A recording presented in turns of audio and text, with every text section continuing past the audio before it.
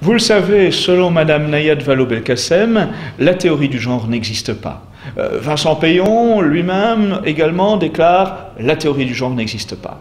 Eh bien, ce petit ouvrage consacré à la théorie du genre est là pour vous démontrer qu'au contraire, elle existe bel et bien, qu'elle est expérimentée depuis la rentrée scolaire dans 500 établissements dès l'école primaire, qu'elle est enseignée d'ores et déjà dans plusieurs de nos universités, et que cette théorie du genre a véritablement pour objet à la fois de vouloir détruire la création et de vouloir libérer toutes les perversions humaines.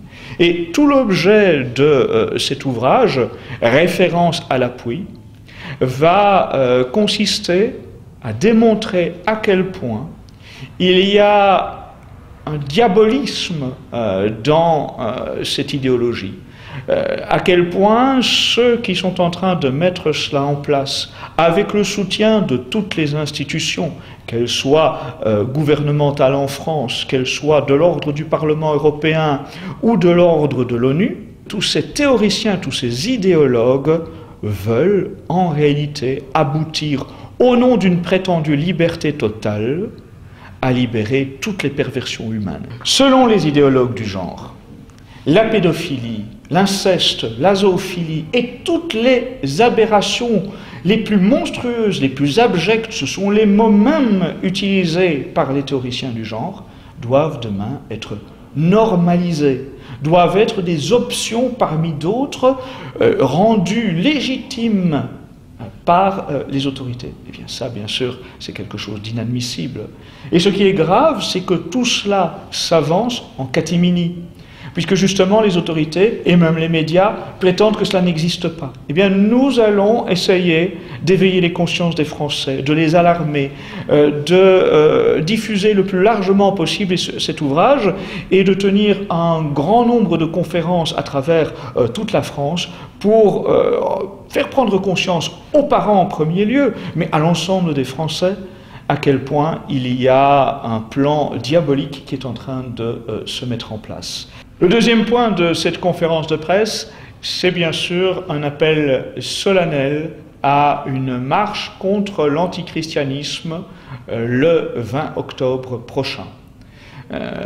Vous le savez, depuis quelques semaines, nous assistons à une multitude de déclarations, de provocations antichrétienne. C'est d'abord Madame Dounia Bouzard, à peine nommée à l'Observatoire de la laïcité par le Premier ministre Jean-Marc Ayrault, qui déclare qu'elle souhaite, qu'elle revendique le remplacement de 2 fêtes chrétiennes par Yom Kippour et l'Aïd el-Kébir. Et c'est évidemment dans la foulée Pierre Berger, l'infâme Pierre Berger, qui surenchérit et qui demande, lui, la suppression intégrale de toutes les fêtes chrétiennes en France. Eh bien, tout cela entre dans un contexte qui est bien calculé.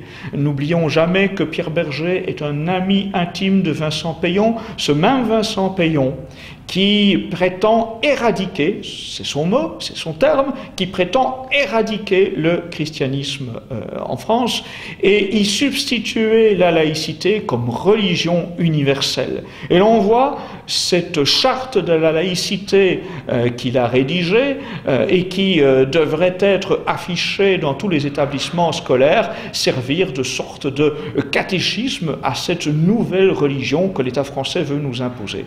Eh bien, nous ne devons pas nous soumettre, nous agenouiller devant cette tentative totalitaire qui se met en place. Nous ne pouvons pas non plus accepter la recrudescence de profanation d'églises, de chapelles, de cimetières chrétiens à laquelle nous assistons. Nous ne pouvons pas admettre que des mouvements extrémistes comme les Femen ou ACT UP mènent des actions violentes dans des lieux de culte en toute impunité. Or, c'est ce qui se passe en ce moment. On n'imagine pas un seul instant que des actions violentes à l'intérieur d'une synagogue ou d'une mosquée se déroule dans la plus totale impunité, et pourtant, lorsqu'il s'agit d'un lieu de culte chrétien, on peut y mener des actions violentes, agressives, sans que cela n'entraîne aucune réaction des autorités en France. C'est un scandale que nous ne pouvons admettre. C'est pourquoi j'appelle tous les Français de bon sens, les catholiques, les chrétiens, bien sûr, mais aussi tous ceux qui, ayant perdu la pratique de la foi, n'en considèrent pas moins avec reconnaissance les bienfaits de la civilisation chrétienne. Eh bien, tous ceux-là, je les appelle à marcher avec nous le 20 octobre prochain. À partir de 14h30, nous fixons rendez-vous devant le numéro 16 de l'avenue Victor Hugo, la brasserie Prunier qui appartient à Pierre Berger, ce fameux Pierre Berger qui est si souvent le financier de toutes les mauvaises causes.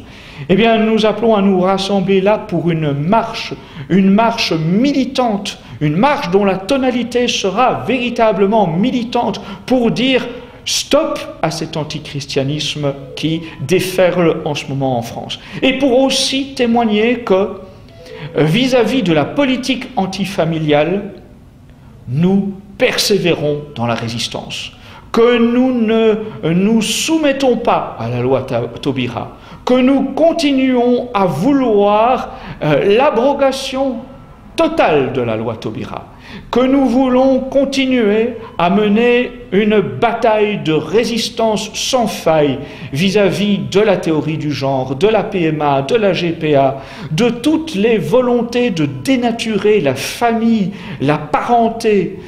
Nous devons continuer à montrer une véritable mobilisation des forces de résistance. Raison pour laquelle nous espérons que cette marche du 20 octobre sera l'occasion d'une convergence de toutes les forces de résistance, de tous les mouvements et réseaux qui, depuis quelques mois, se sont mis en ordre de bataille avec ingéniosité et courage. J'en appelle aux amis du Printemps français, des Sentinelles, des Veilleurs debout, des Homènes, des Antigones, à tous ceux qui, notamment dans la jeune génération, ont été magnifiquement audacieux dans la défense de la famille. Rejoignez-nous le 20 octobre. Marchons ensemble contre l'antichristianisme et contre la politique antifamiliale.